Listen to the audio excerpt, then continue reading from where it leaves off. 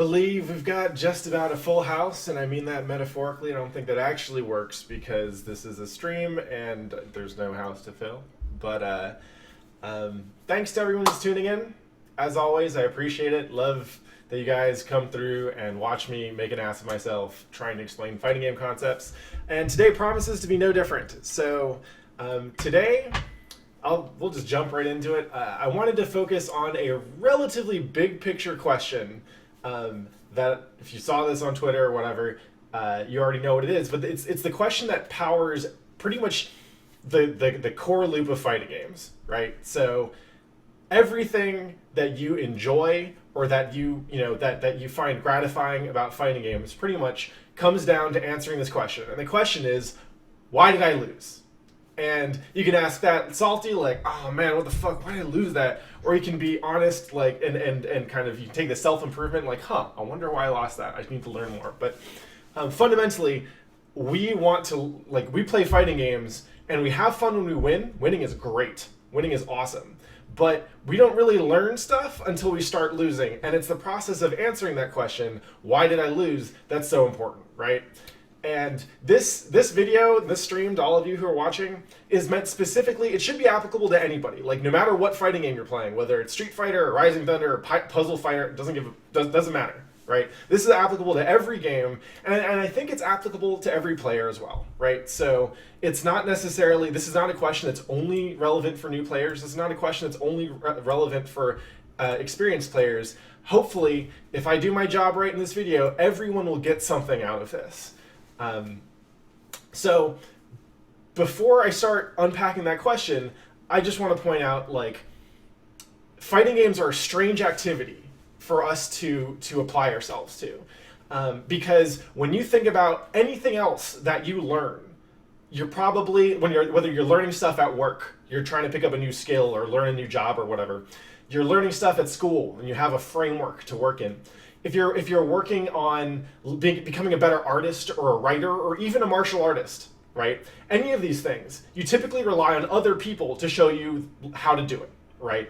So when you're writing, a lot of times your formative writing happens early on. Like, your formative writing training happens in English class or in literature or in your social studies classes or whatever, when you're learning how to write papers when you're little. And in art, some of it is copying and tracing and some kind of stuff, but some of it is also often a matter of formal education. With martial arts, absolutely this is the case. Like, people who are self-trained, they can't do jack shit most of the time against someone who's had the instruction from a proper teacher, even if they're, like, stronger or faster or whatever. And the reason is, the way I like to think about learning a new skill is that you're stumbling around in a dark room, and if you're in a dark room, you have no immediate light source. You can learn where things are, but by yourself, you're just going to learn where things are by running into them, right? Like, you're going to stand up, and then you're going to walk forward, and you're going to run into a chair, and you'll be like, ow, well, now I know there's a chair there. At least I think it's a chair. I just think there's something there, right? So you're stumbling around in the dark, and if you get help from someone who knows more than you do, they might not have a light switch that illuminates the entire room. And this is true, again, for any craft, not just fighting games, right? No one has all the answers. But someone who's been playing, or in our case playing, or doing anything longer, and has a better idea of what to do, they don't know where the light switch is. But they might have a flashlight that they can use to help you kind of figure out what's in the room. And so you want to work with them to kind of learn the topology of that room so that you don't have to keep on running into stuff, because running into stuff is super painful. And I think this is the case with fighting games as well, right? Like, we think of them, and a lot of people jump into fighting games because they're video games, and video games are fun, right? And absolutely, video games are fun, but a competitive fighting game is a lot of fucking work, and it takes a lot of work to get good at. And so what I'm trying to do in this video here is help give you a framework for helping you learn about your losses, right? Because the reason here is, when I see people go into fighting games for the first time and they're like, oh, Street Fighter V is out and I want to give this a shot, or I heard about Rising Thunder, it sounds super cool, like, I'm normally not into fighting games, but I've wanted to get good at them, so let's give it a shot. if they're just left to figure out how to improve on their own devices, they probably will not get very far, because not only do they not know how to play fighting games, they also don't know how to learn fighting games, right? And this is something which, like, all of us who have kind of been in fighting games for a long time, we had to figure out how to learn about fighting games, and that takes a really long fucking time. Actually learning to play fighting games doesn't take that long, right? Sure, it takes longer than it does to beat a Call of Duty campaign or whatever, but actually learning how to play fighting games doesn't take that long, and we know this because, like, people have won EVO who started with Street Fighter 4 in 2009, right? So fundamentally, we know that learning how to play fighting games doesn't take that much time, but you have to know how to learn them, and that's the stuff which we're still not very good at talking about, right? So when I say that the stuff we're going to go over today is relevant to everybody, what I'm saying is this is what I want to do in answering the question, why did I lose, is create this kind of like foundational framework that you can think about when you're getting bodied or after you've getting bodied and you have those match videos to help you think, I need to figure out exactly what my problem was and exactly how to fix it. That's what I mean by learning how to play fighting games. Because all of us can think of ways in which we personally can get better at fighting games, but you don't know if that's the right way to solve the actual problem that caused you to lose a specific match. And the specific example I'm going to talk about right now, before we go into the rest of the question, is execution. This turns a lot of people off on fighting games completely, right? They think, I stepped online and I got bodied immediately, and that must have been because the other dude knew all these fancy fucking combos, and all these like crazy setups and whatever, and I couldn't do anything I wanted to do. So the answer must be, I have to practice all these crazy combos and I have to be really good at dragon punching, like with just a couple frames reaction and blah, blah, blah, blah, blah. Now, all of us who have been in fighting games for a while know that execution is important, but that's usually, very rarely, is it the reason that you lost, or the only reason that you lost. Execution is the thing all of us have to work on, and it's something that never really goes away. But very rarely, especially at low levels, right, where if you're playing online and the matchmaker is doing its job, you shouldn't be getting bodied too hard, right? You probably didn't lose because you didn't know combos and the other guy did. It's just that the other guy hit you with a combo, and that sucks. Like, it sucks to lose 40% of your life or whatever, and you're thinking, oh, well, he can do that and I can't, that's why I lost. But that's not the case at all. The problem is that that's the most obvious thing, right? So if you're a new player in fighting games, you don't see all of the other, like, kind of ethereal, poorly explained, invisible stuff that would cause you to lose. All you see is that you're getting your ass wrecked by some dude who can do a 40% combo, and you think, well, if I can't do that, then I'm going to lose, right? So let's answer that question. Why did you lose? Well, the answer to this question can pretty much always be summed up as this. You pressed the wrong buttons at the wrong time. I'm just going to let that sink in there. Now, some of y'all out there are probably like, well, that statement is ridiculous. And others are probably like, I'm trying to unpack this. I'm going to repeat that. The reason you lost your last match in whatever fighting game it was, the reason you lost is because you pressed the wrong buttons at the wrong time. So I'm going to point out, first off, the statement is like trivially true of any video game, pretty much, right? Like, any video game could be described as, if you lost, it's because you didn't press the right buttons at the right time. You pressed the wrong buttons at the wrong time. Or maybe you pressed the right buttons, but they were at the wrong time, so they weren't the right buttons, right?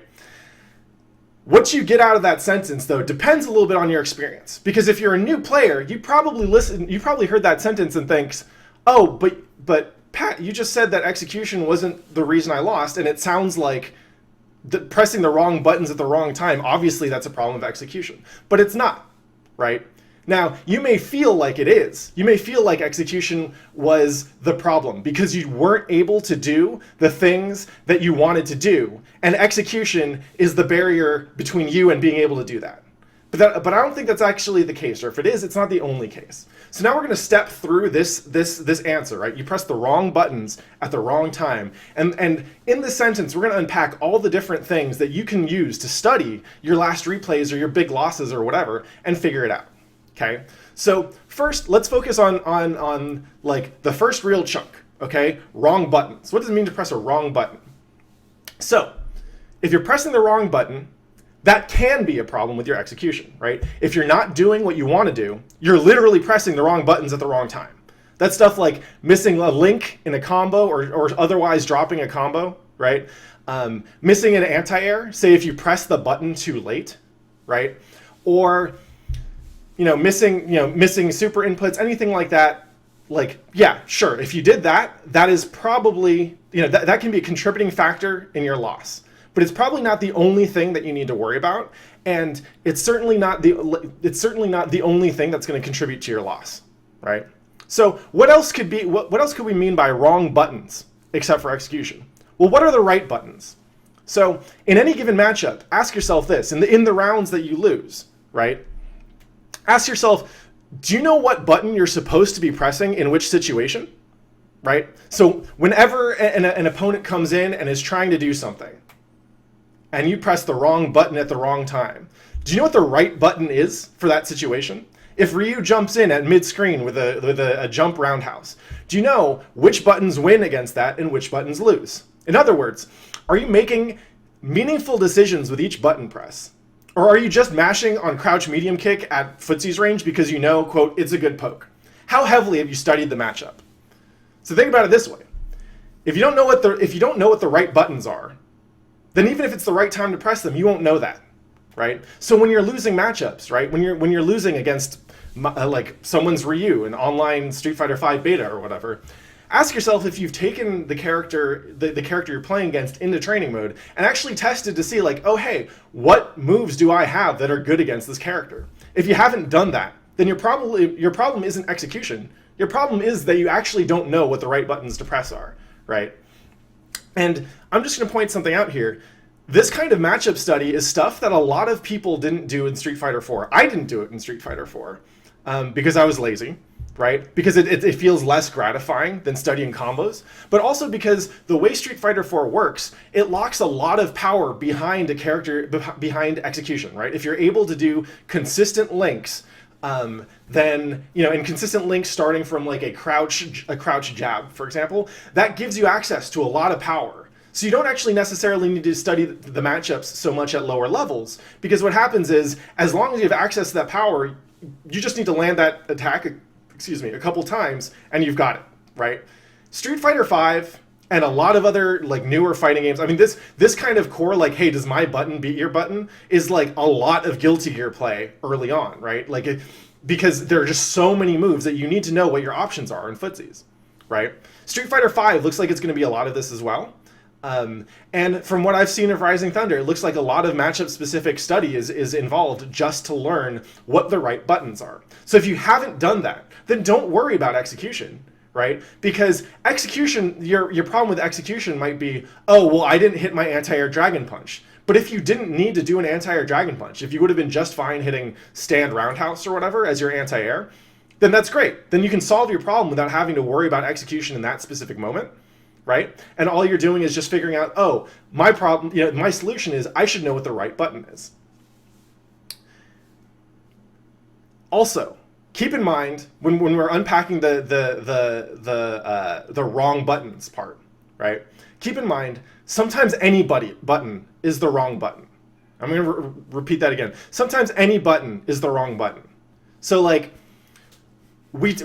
Street Fighter and any fighting game is a real-time 60 frames per second experience, right? There's no explicit turn mechanic. It's not like it's my turn to attack, then it's your turn to attack, and then it's my turn to attack again.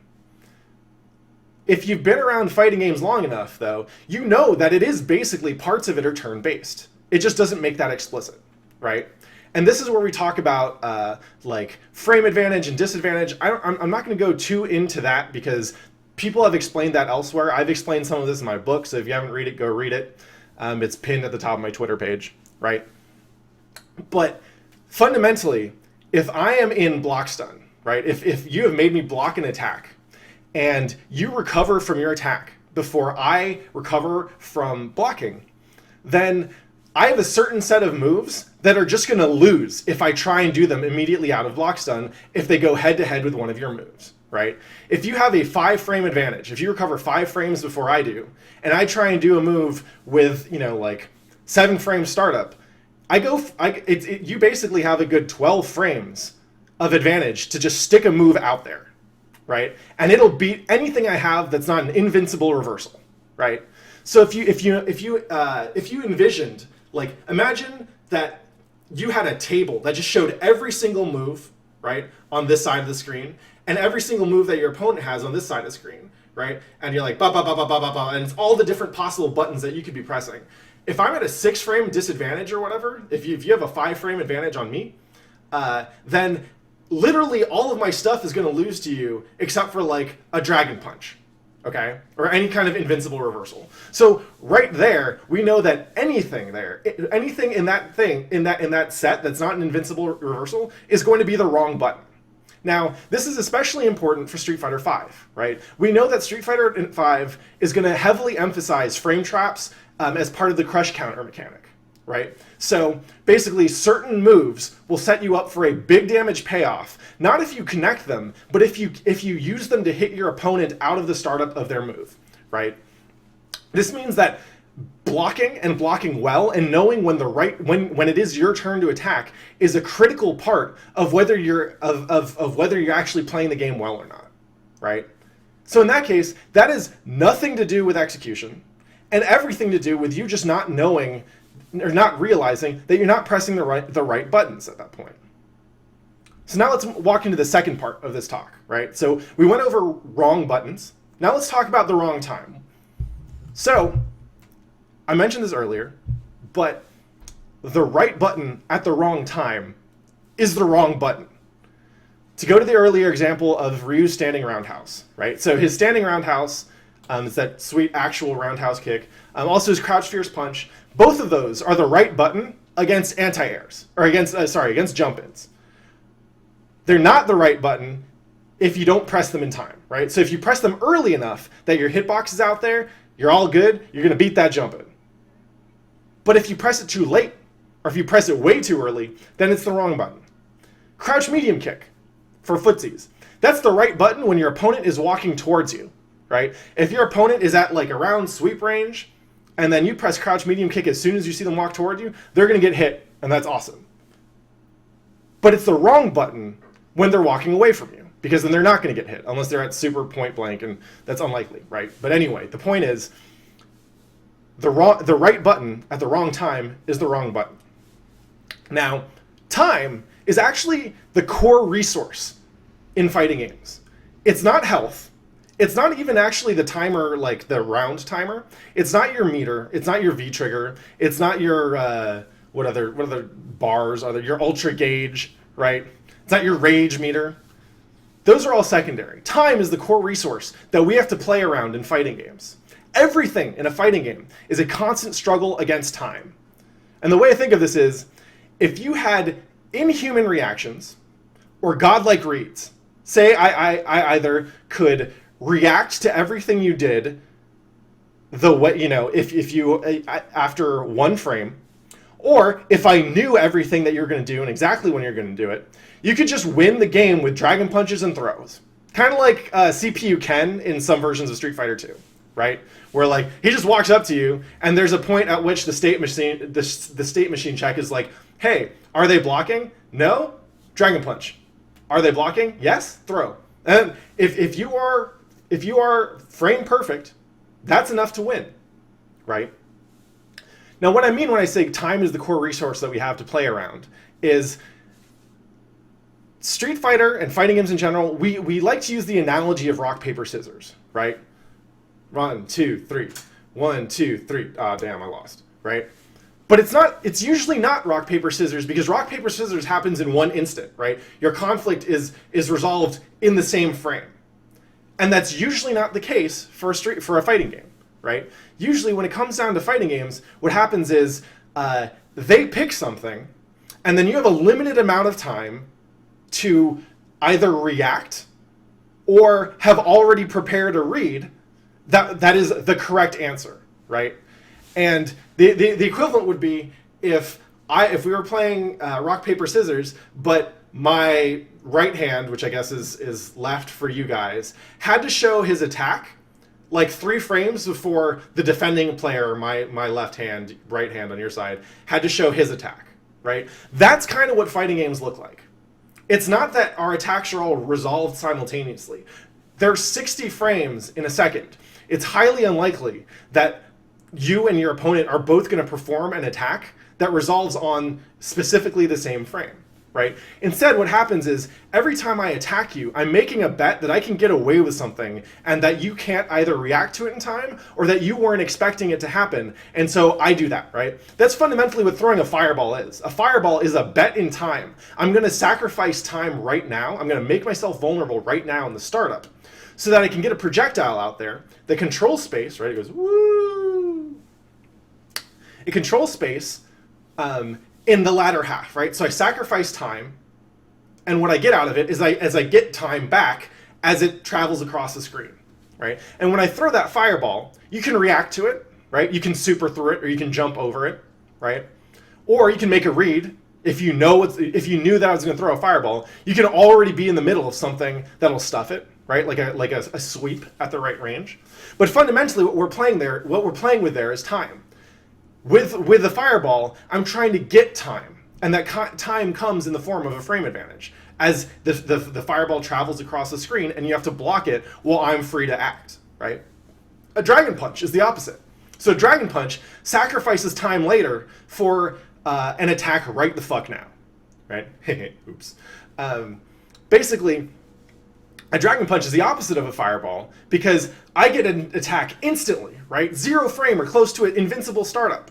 But what I sacrifice is if that bet wasn't accurate, if I lose the bet, then I have a huge recovery animation. You get to do whatever the hell you want to me, right? So, the wrong time when it comes to pressing those buttons, right? This is analyzing the part of your game that's figuring, hey, are you reacting to the right things at the right time, right? Or are you reacting fast enough? Are you making reads when you have the option to make reads, right? And fundamentally, this is how I break it down. If you know the right answer, right? If you know what the right buttons to press are, but you can't do it in time, start by training your reactions. Now, I can't say that anyone has really found a great way to improve your physical reaction speed, right? Like you can take those time tests, and like there's the high-low mix-up thing with Milia that someone made in Flash, and like there's some like I know Counter-Strike has some like mouse reaction times, whatever. I haven't seen anything which really does a great job of saying, oh hey, you're reacting faster as a human being to this unknown stimulus faster than you were before you did it. So that's hard, right? But I can say that a reaction is actually we can break that down, right? Part of a reaction is quickly processing a situation, right? So it's seeing, oh, that guy's jumping at me. The next step is I need to arrive at the correct decision, right? This is the right button part, okay? So I need to see, oh, he's jumping at me. My response at the winning response at this range is to press stand roundhouse or to go for a dragon punch or whatever. And then the third thing is execute that correct decision before it's no longer correct. So if I get that dragon punch in time, then that's fantastic. If I get that stand roundhouse in time, that's also great. If I get both of those 10 frames after you've already landed, then that's pretty much worthless, right? I didn't react in time.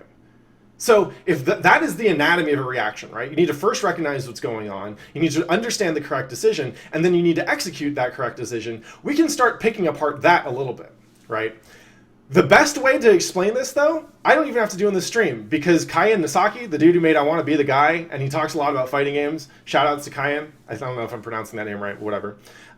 He wrote a great article on simplifying your mental stack. It's actually the first Google search result for simplifying your mental stack.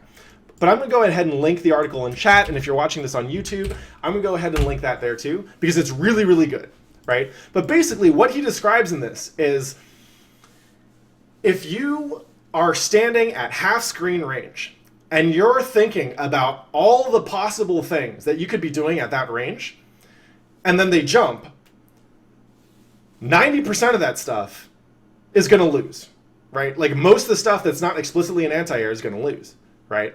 So if you know, hey, I'm at a range where jumping is a good idea for the opponent, then you don't have to think about possibly doing the 90% of the things that'll lose. You just have to keep, hey, I should dragon punch, or I should be ready to dragon punch or stand roundhouse when I'm at this range.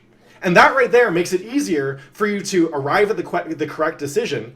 Well, actually, first of all, so if you know that people are more likely to jump at certain ranges, that'll speed up your ability to process the situation. If you already know what the appropriate response is, and you're actively thinking about that when you're at certain ranges, that'll help you arrive at the correct decision. And then after that, it's just a matter of executing. And even when we execute, you have different options, right? The difference between a stand roundhouse anti-air and a dragon punch anti-air is that the dragon punch requires more time to execute, right? You need to actually perform an input and then press a button. So that takes some time, but it's more likely to work later, right? Because there's no vulnerable startup to a dragon punch. The stand roundhouse option trades ease of execution for a more precise efficacy window, right? What I mean is, stand roundhouse is good as an anti-air for fewer frames than the dragon punch, right? There's a narrower time window in which you're supposed to press that button, and also distance and so on, right? It's not the utility is not as high, but it's much easier to do. So if you just think, oh, at this range, I don't need to worry about doing a full dragon punch, especially if you're in footsies at that range and you're backing out a little bit, right? Then all you do is just press the stand roundhouse. As long as you're ready to press that, you get your anti-air. So read Simplifying Your Mental Stack.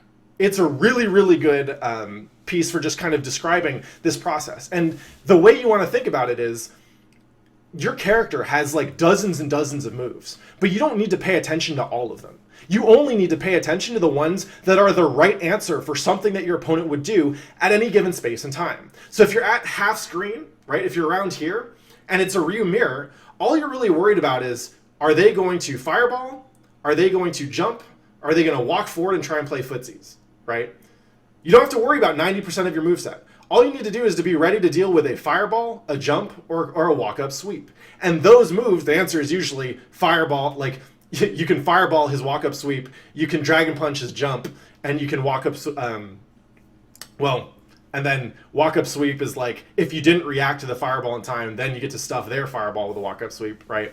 But fundamentally, you don't need to worry about Ryu's entire moveset. You just need to worry about the few that are good in that situation.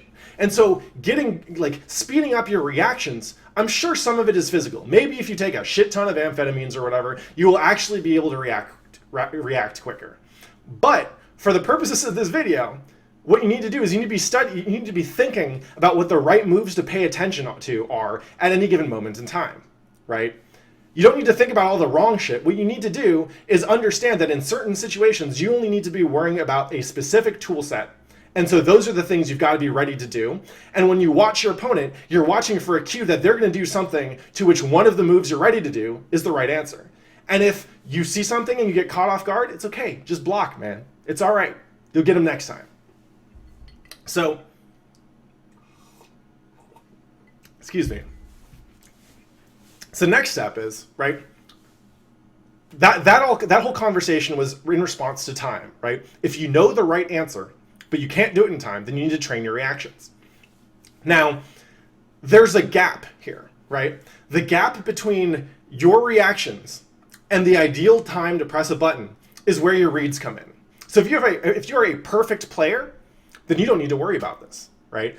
Because you will always be able to react faster than you need to be. You'll be able to process the situation, arrive at the correct decision, and execute it long before the window of that is the right answer closes.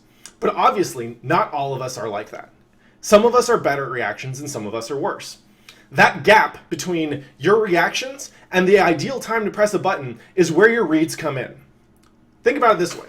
So you've done the work of simplifying your mental stack. From there, it's about making educated bets based on understanding common situations and reactions to those situations and learning your opponent. Put another way, if we're back with the Ryu mirror example with the fireballs and dragon punches and whatever, if I know that in this matchup, or maybe it's against you specifically, I'm getting jumped in on a lot and I just can't react to it in time, then what I need to be thinking is I need to be more ready for a jump, because that is the thing that's harder for me to deal with, right? That's a read. It's not a hard read, right? But it is a read. I need to be paying more attention to that dragon punch in order to give myself more time to react to it, which means I'll suffer in other aspects, right? It means I'll be less vigilant about dealing with fireballs, and so I might have to block more of them. Or it means I'll be worse at footsies, but that's a temporary trade-off that I make in order to focus on landing that dragon punch. And so I have to think, oh, against you, I need to focus on landing that dragon punch and getting that knockdown, maybe to scare you away from jumping, right? Because if I can scare you away from jumping, then I can focus on the footsie stuff and the fireball stuff, and you won't be jumping as much. Right? Those are mind games, and those are mind games where I'm trying to train you to do stuff so that I can more accurately make reads. In other words, if I do advanced preparation for certain moves, right, or certain options that you pick, without waiting to see if you've done them or not, then I'm not reacting, I'm making a read. And fundamentally what that does is it gives you bonus time, and time is the resource that we're all fighting over, right? With that bonus time, I get to punish you. The risk is, if I read poorly, then I can make a huge mistake and lose, right? As you see in the case of a bad hard read, right? Or I've just wasted a lot of opportunities, right? If you realize that I'm fishing for an anti-air dragon punch, and so you just fuck me up on the footsies before I know that you know, then fundamentally what you've done is you've taken advantage of my read with a read of your own. The other thing I want to point out, as far as moves being pressing a button at the wrong time, big picture, the answer to any tricky situation in fighting games is always don't be there. This is advice that one of my old Brazilian jiu-jitsu teachers gave me like a long time ago. Every now and then people will be like, hey, how do I get out of this choke? Or how do I get out of this armbar? Or what do I do when he's passing my guard and blah, blah, blah, blah, blah, right? And his answer 90% of the time is, you're late, don't be there. So like, you see this, like, sometimes you can get stuck in a mix-up and you're like take 0 incoming mix-ups, right? If you're trying to block 0 in Marvel, like 0 players don't know how to block 0. And I know this because I'm a 0 player and I have no fucking idea how to block most of his mix-ups that I'm doing to other people, right?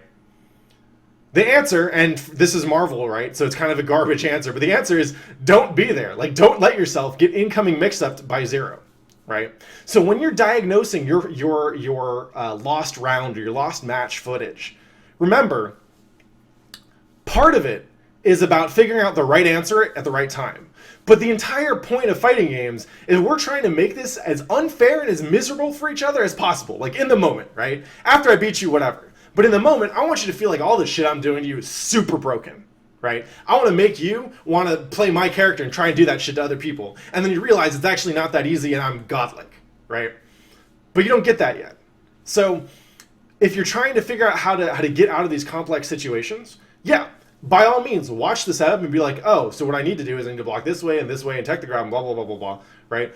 But the answer that's actually going to win you those matches is not solve that mix-up. It's usually don't let him set it up, right? Don't get knocked down, don't get thrown, don't get whatever. And you do that by reacting or by reading. So that right there, like, if we've kind of explored the question of why did I lose, right? Next question is, how did you win? The answer is you press the right buttons at the right time. Fundamentally, and this is where I kind of recap the stuff we've been talking about so far, but fundamentally, you've got a few different things to look at, right? So when you go and review your next replay, you can look and see, hey, is my problem execution? I.e., did I try to do the right thing at the right time, but it didn't come out? If so, then yes, that's absolutely something that you can work on, and you should work on. Everyone should be working on their execution. But maybe the problem is that you actually haven't studied the matchup enough, or you don't know your character well enough. And so you don't actually know what all the right buttons are. If you only know a dragon punch is an anti-air, then you're missing out on a bunch of other stuff, which is actually can be easier to do if, say, you're moving around in footsie's range, or maybe you're jumping straight up, or whatever, right? So don't be tricked into thinking, and this is a huge newbie trap, but don't be tricked into thinking that your only problem is that you can't dragon punch in time, because part of the problem is that you might not know all your other options besides dragon punch, right? At the end of the day, your main goal is just to make sure you don't get jumped in on, right? And you do that by dragon punching, or by stand roundhousing, or by jump up middle kick, or whatever, right? So If you're pressing the wrong buttons, it either means your execution sucks and you need to work on it, or it means that you don't actually know the answers. You don't know what all the right buttons are, and so you should work on that. You should study.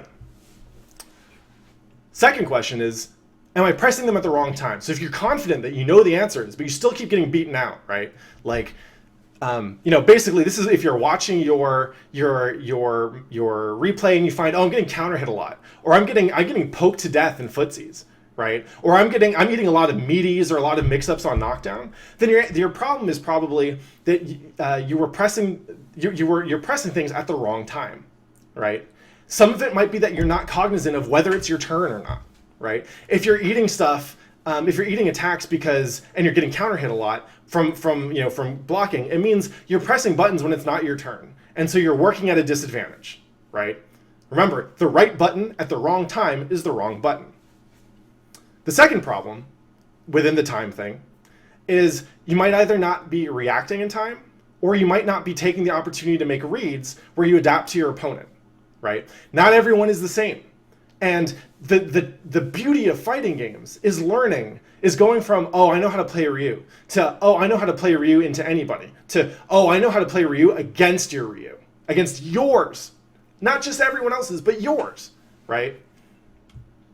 So when you're studying replay, pay attention to whether it is wrong buttons, that's a factor of game knowledge and execution, or wrong time, right? Your reactions and your reads. Now, why is this important, right? The fact is that when anybody goes and reviews their own replays or whatever, you can point to a solution that is, if I just like made a godlike read here and dragon punched it, then I would have won. Or if I had reacted perfectly to everything, then I would have won. But that's ludicrous, right? There's no point, and especially for new players, but for anybody, there's no point in trying to shoot for perfection, right? Whether it's perfect execution or perfect reactions or perfect reads or whatever, because that's a lot of fucking work, right? The way you got to think about it is these are kind of four different factors, right? So you have game knowledge, you have execution, you have reactions, and you have reads. These are four different factors that describe your ability as a player. So I personally, my execution's right? My reactions are also Game knowledge is a little bit better, but not great. Reads, probably my strongest part, but even then it's kind of tricky, right? It's certainly the part that I like doing most. And so if you think about those as the four fundamental skills that determine whether you win or lose a match, it's more work to go from like great to excellent or excellent to godlike than it is to go from good to great or even to okay, right? Put another way, you're going to have significant diminishing returns. So let's say you understand that your problem is that you're making terrible reads. If you're making terrible reads and your solution is, oh, so then I should get better at reacting to things, you're going to have more work getting better at reactions than you are improving your read skill, because your read skill is ass. It shouldn't be hard for you to go from mediocre to okay, and that might be what won you the match. In other words, you want to economize your time investment so that you can find out whatever when you watch a match replay, you can find out what the easiest improvement you could make to win. Then you make that improvement. Whether, like, maybe it's that you don't study matches, or you don't study matchups, and so you need to do more of it. Okay, so you go do that, right? Or maybe it's that you need to work on some like execution around and setups, like, or combos or whatever. Okay, go do that. Find the easiest way for you to improve such that you can win the match. And I guarantee you that answer, the easiest way to do it is not, oh, I'm just gonna be godlike and learn how to dragon punch everything. So you make that improvement, and then you move on. And hopefully you win that match the next time you played it. You move on until you find another loss that you can learn from, and then you make the next improvement.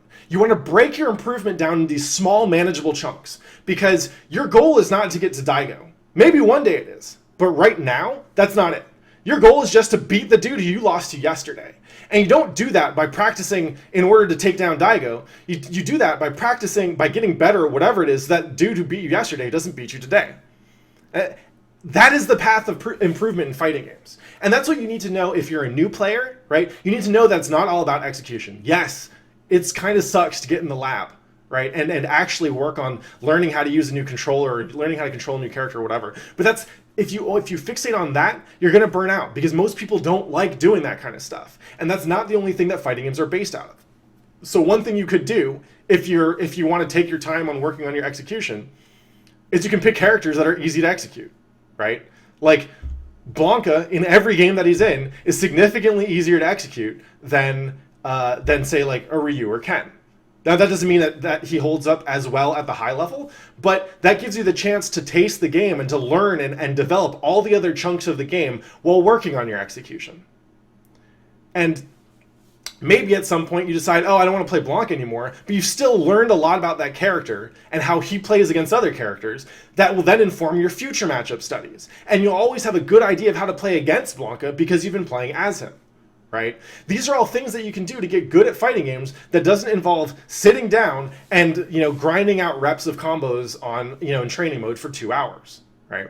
And that's what I want you to take away from this, is that when you're asking yourself why you lost, right? Why did I lose that match? Whether it's a random online game or at a tournament or whatever. First off, after watching this video, you should have an understanding of how to dissect those replays, right? Or the videos, or even just if it's your mind, right? Like you should have an idea of how to think about it, and you want to make sure that you're coming at the right answer, right? And it takes time. You might get the wrong answer at first, right? You might not realize that instead of learning how to do the super like high percentage combo or whatever, the answer was actually just, sweep him when he's at footsie range more, right? But that's entirely possible. And I'll tell you what, the more you practice this kind of self-evaluation, and now that you have this framework to plug these ideas into, right, that you'll get better at this. You'll get better at learning how to play fighting games. And that ultimately, that's the most powerful shit. Because then any investment that you make in learning pays off several times. It's like the principle of compound fucking interest, except it's for video games and learning how to beat up people in virtual martial arts arenas instead of your bank account. But think about it that way, right? If you, and this goes especially for new players, if you think that you know why you lost, you probably don't. And the solution that you think of might not be the easiest solution possible. So definitely talk to people, right? Go ahead and ask them, say, hey, what would you have done? And see if they have a better idea. But fundamentally, that's going to break down to, the answer is going to break down to work on your execution, work on your reads, work on your reactions, or work on your matchup study.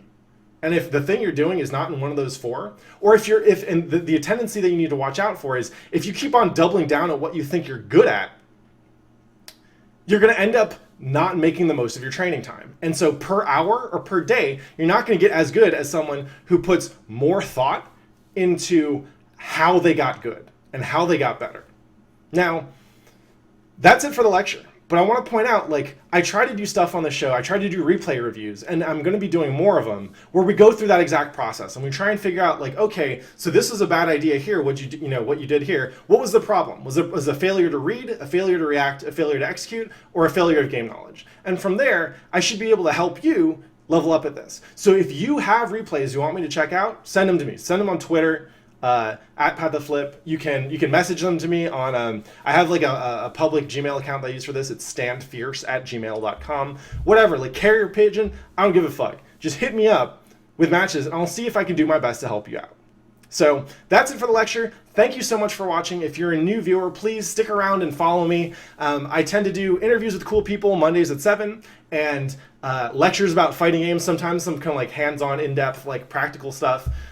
Or sometimes super academic stuff like this on Tuesdays, and then usually play some games on Wednesdays.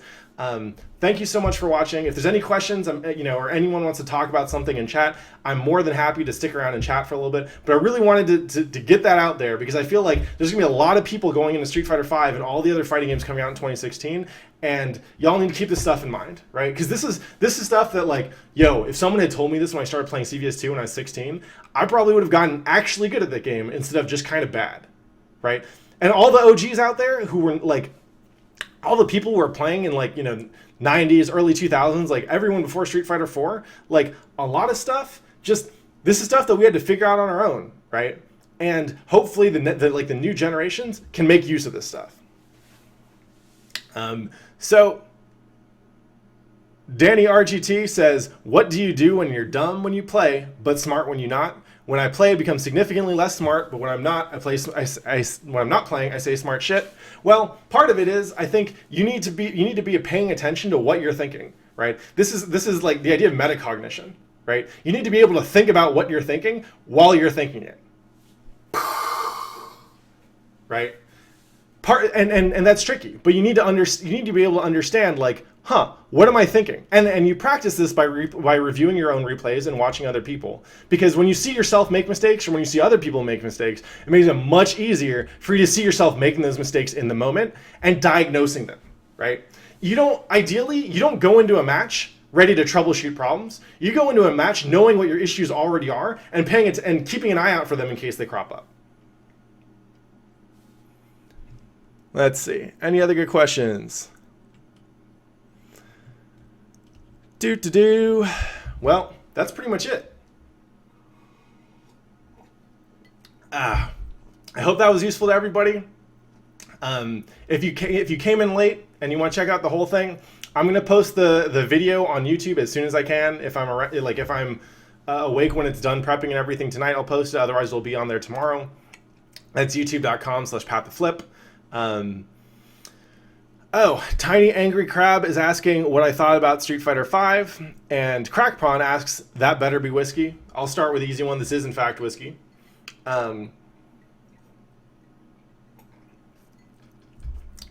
As far as Street Fighter V goes, I actually haven't spent enough hands-on time with it to form some strong opinions, but I'm tentatively interested in the stuff they're doing. The fact that footsies seem more like ST and Third Strike to me is a good thing. That said, I think there's also a lot of stuff in there that feels a little bit kind of opaque. And I personally don't think that it'll do a whole lot to change the face of the fighting game community. I think it's going to be more or less business as usual. But I think I personally am going to be more interested in playing Street Fighter V than with Street Fighter 4. Because to me, like, link timing and the emphasis on that made Street Fighter 4 a huge pain in the ass. And also the footsies were kind of boring. Logical asks, how do I stop hyperventilating during tense matches? That's a tricky one, right? So mindset going into competition is its own thing. I think so. As a starting point, I'm going to use my experience in Brazilian Jiu-Jitsu here again. When I first started competing in Brazilian Jiu-Jitsu, my coach told me that I should expect that I will be able to compete at 50% of what I'm capable of in a casual game, right? So, in other words, your true ability is not how you play in casuals. It's half of that. That's what you compete at. And so you have to use that as a starting point. And even just thinking about it that way did a lot to kind of change the way that I thought about my own play. Because in casuals, I might go for stuff that I think of as super normal, right? And it's like, and it's actually some advanced setup, but I get it all the time in casuals. When I play competitively and I'm in tournament, I consciously dial my shit back. So it's only the stuff that I feel super confident in. And that's because I know that I'm actually going to play at half my ability. Part of it is also mental. So again, I've gone and competed in grappling tournaments, and when you go up against when you recreationally step on a mat and some dude tries to break your arm and choke you, playing fighting games is comparatively less stressful. It's still stressful, don't get me wrong, but it's less stressful. And when I was competing, what I used to do is there always used to be a moment where I would look at the lights of the gymnasium and I'd realize I was having a lot of fun, and that would help me chill out, right? Also, just as a side point, this shirt, this Broken Tear shirt, right? Dear God, please don't let me go 0-2. I calm down a lot no matter what after I've won one game, because then I'm not going 0-2. And for me, that's kind of the bar, right? It's I love to make out of pools, but just the thing I'm really scared about is going 0-2. And so as soon as I win that first game, then I get to chill out a little bit. So part of it is identifying these thoughts and then just figuring out ways to work around them. But yeah, competitive stress is tricky, and honestly, that's a topic for another day. That's a topic for someone who's better at this shit than I am, right? Viscount, Jay Snyder, was just posting the other day, and I think because he showed up, there's a clip of him in the Street Fighter V TV spot, and he was like, I'm in a TV commercial, and that's great. I was ready to throw up there, waiting for my time to play on the EVO Top 8 stage, and the only thing that made him feel better is that Noel Brown went first and made an ass of himself.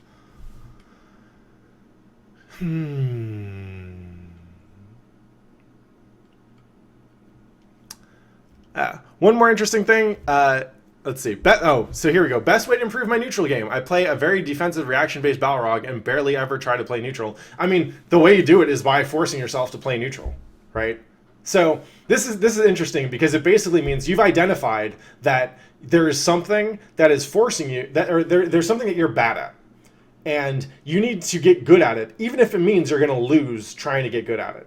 So you have to redefine your victory condition to not, oh, I won the match and that's great, to I won the match by playing an aggressive footsies game or whatever. You just have to identify that as a goal. And if that means that you take a few lumps in your like online rating or whatever, or even that you lose a couple tournaments, that's okay. Because the goal is not to get better, right? The goal is to get better. Winning tournaments is something that happens when you get better. But you don't get better by winning tournaments, right? If I walk into, and this is not going to happen, but if I walked into Evo like a couple months from now and I won it, I'm not a better player for having won Evo, right? I could have lost the last match and I would have been the same player. But if I win Evo, then I know, hey, I'm pretty good, right? So it's validating your test methods, but it doesn't work the other way, right? And I had a spiel on this you can find on my YouTube a while ago, but the way I think of this is I think of fighting games as a tool that makes me better as a person, right? I think it makes my brain better. I think it's like lifting weights for my head. And so I'm not terribly worried about winning a tournament. I'm more worried about, hey, am I a better player today than I was yesterday? So in that respect, even if you lose 10 matches trying to play an aggressive footsies game, you're still a better player because now you know more about footsies than you did before. Tiny Angry Cab has a note about, let's see. Strikes me as interesting that so few fighting games give you any direct feedback about which moves are safe or unsafe. Even just having distinct block sounds for safe on block versus unsafe would be really helpful. I mean, it gives you an explicit cue, right? You can see that you get out of the block animation faster or slower than they get out of the attack animation. You just need to learn how to look for it, right? You could potentially do some kind of like color coding scheme or whatever, but that shit's super hard. It's character dependent because some moves are gonna be punishable only at certain ranges, right? Or only by certain characters. And the other thing is it can make the game a visual mess, right? So like the other way to think about it is that there might not necessarily be a strong difference between training you. Oh, hey, when this character is red, it's time to attack because he's recovering from a move. And oh, hey, this character is still in this animation while I've been out of block stun for 5 seconds. I can do something, right? One is not necessarily categorically better than the other. It's just different kinds of reading. And the advantage of doing it animation-based is, for one, it rewards people who spend time with the game. And for two, like, if a new player is walking into Street Fighter and sees a bunch of like, oh, this character just flashed red, that doesn't mean anything to them either. So then they have to learn, oh, that means this is safe or unsafe. We have another good question from Mikey. Why do people like Taiga from Toradora when she's a sociopath that takes advantage of everyone around her and has no qualm with what damage and pain she causes? Well, Mikey, that's a good question that I will have to answer if I ever start an anime podcast. But I'm not going to do that. I think all the waifus in Toradora are fantastic. Anyway,